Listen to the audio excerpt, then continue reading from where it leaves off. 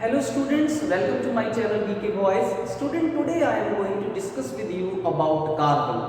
Carbon is there in all living beings. It is also used in medicine. It is also used in industry.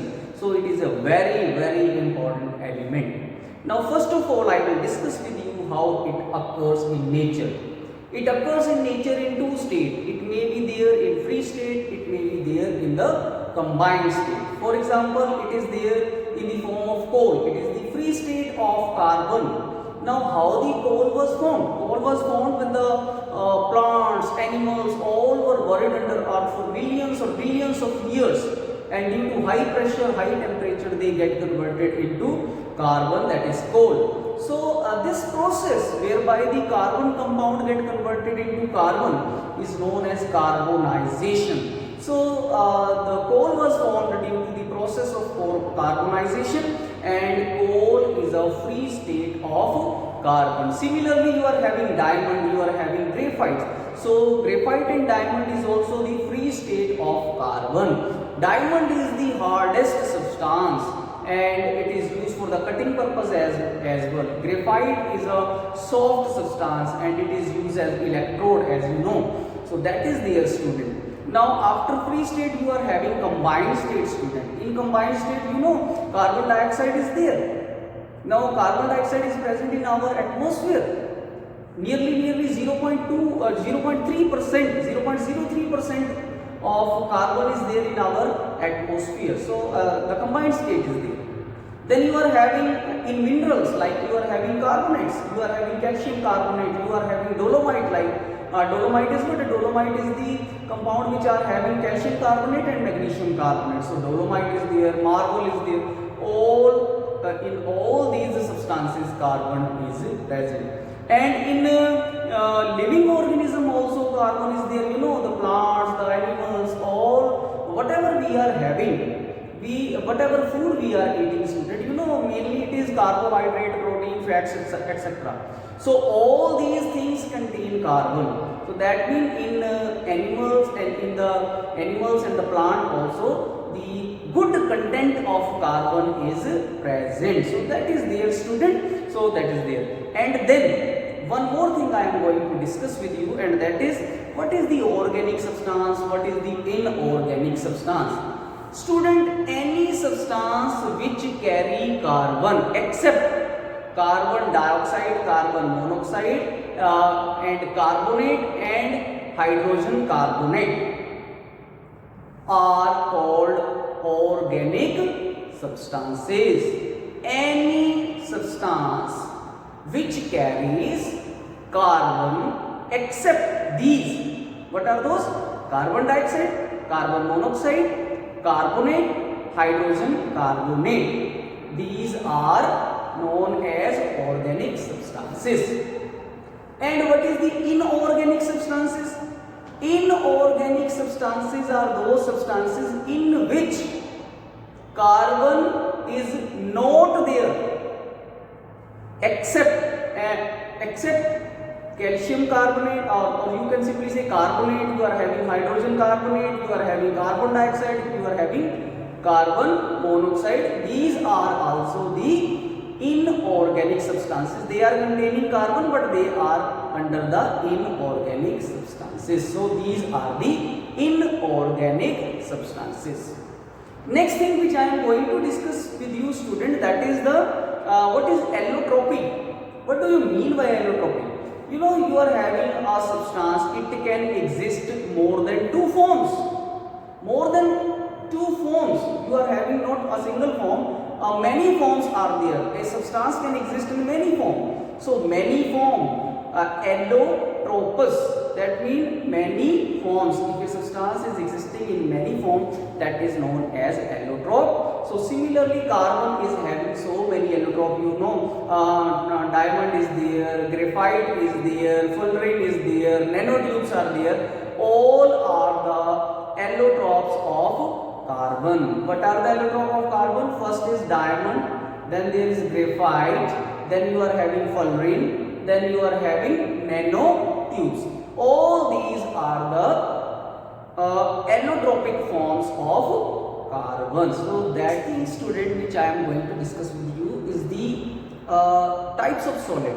You know, you are having two types of solid. One is known as crystalline solid and other is known as amorphous solid. What is the difference between these two?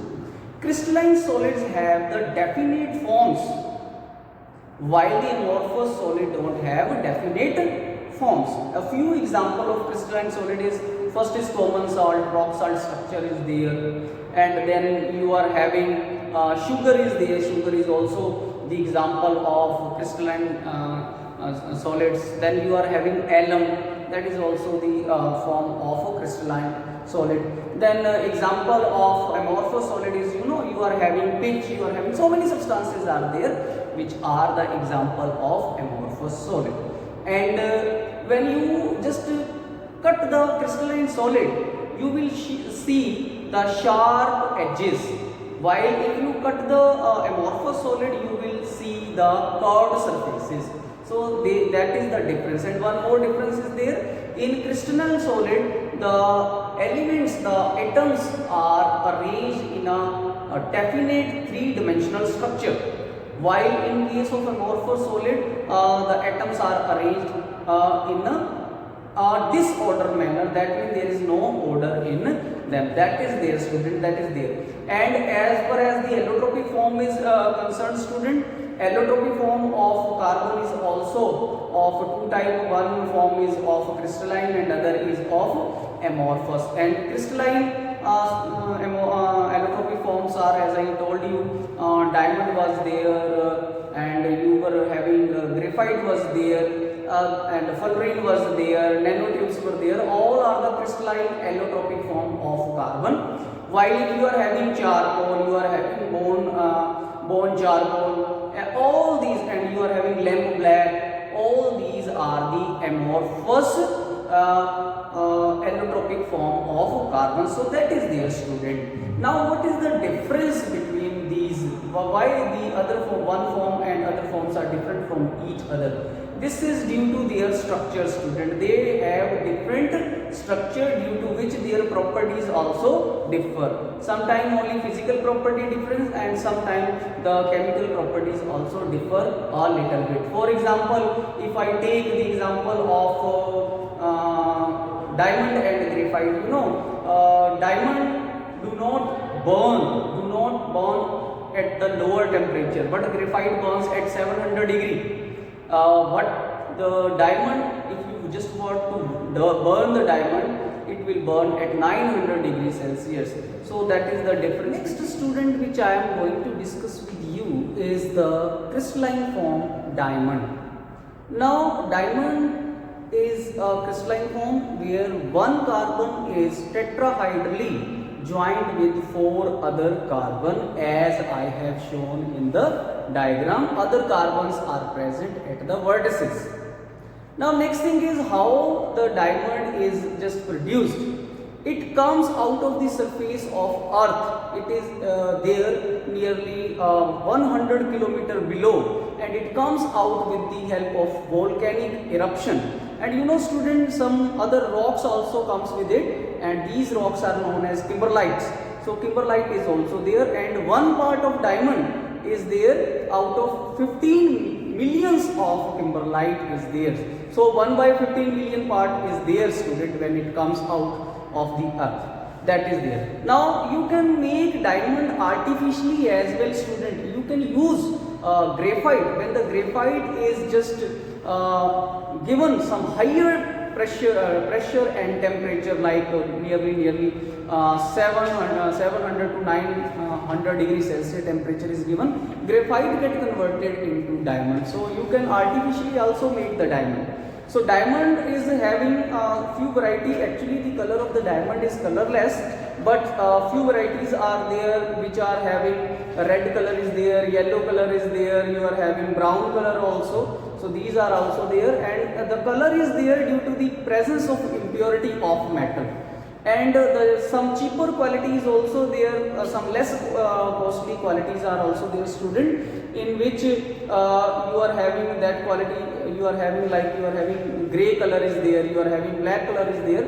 these qualities are used for the cutting purpose only. Now the properties of the diamond, you know student, the diamond's density is nearly 3.51 gram per centimeter cube. So nearly that is there student, and then the sparkling effect is also there in the diamond. It is due to high refractive index of the diamond. Due to high refractive index, the bending of light takes place, due to which sparkling effect is produced. And then you are having diamond also burn in oxygen. When it burns in oxygen, it gives you carbon dioxide, and the temperature required is nearly 700 degrees Celsius. When it burns in the atmosphere, the temperature required is nearly 900 degrees Celsius students. So that is there. So, and melting point of diamond is very high. It is more than 3000 degrees Celsius there is student. So these are few properties of diamond. So I hope up to this concept is clear. Next substance which I am going to discuss with you student is the graphite. Graphite is a black opaque solid. It is found in many countries, like China is there, like India is there, it is found over there. You can make the graphite artificially as well. When the coke is heated with silica at a very high temperature, it gets converted into graphite. So you can make it artificially also. I have shown the equation for that student. You can just note it down. Now as far as the properties are concerned, graphite is a soft solid. So one is there. Then its density is very less as compared to diamond. Its density is nearly 2.21 gram per centimeter cube. That is their student. So then it is a good conductor of heat student. Then next thing is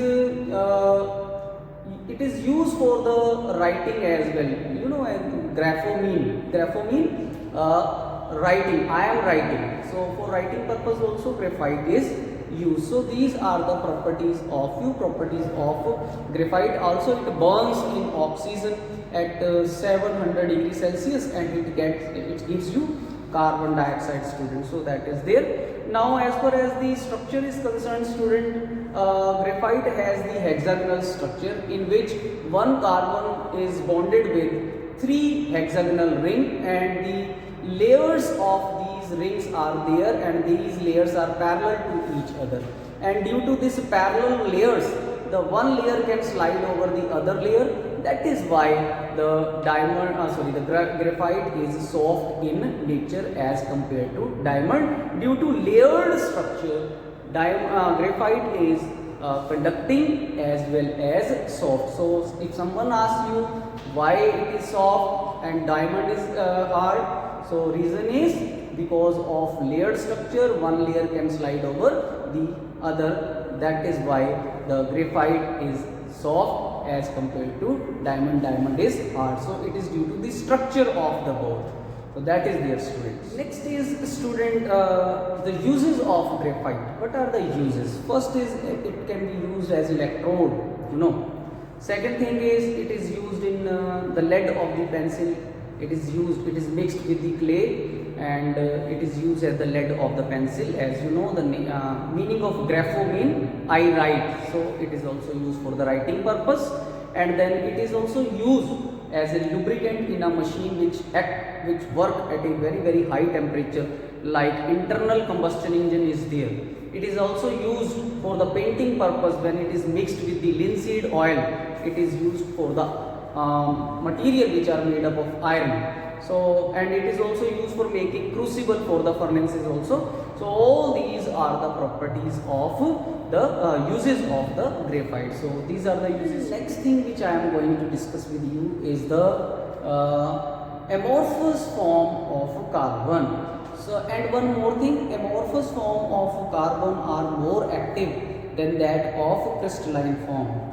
Why it is there student? It is there because of large surface area of amorphous carbon. So since the surface area is very large, that is why the carbon which is amorphous in nature is very active. So activity is due to surface area. Larger is the surface area, because when you break it, more and more surface area will be added up, and you will be having the large surface area.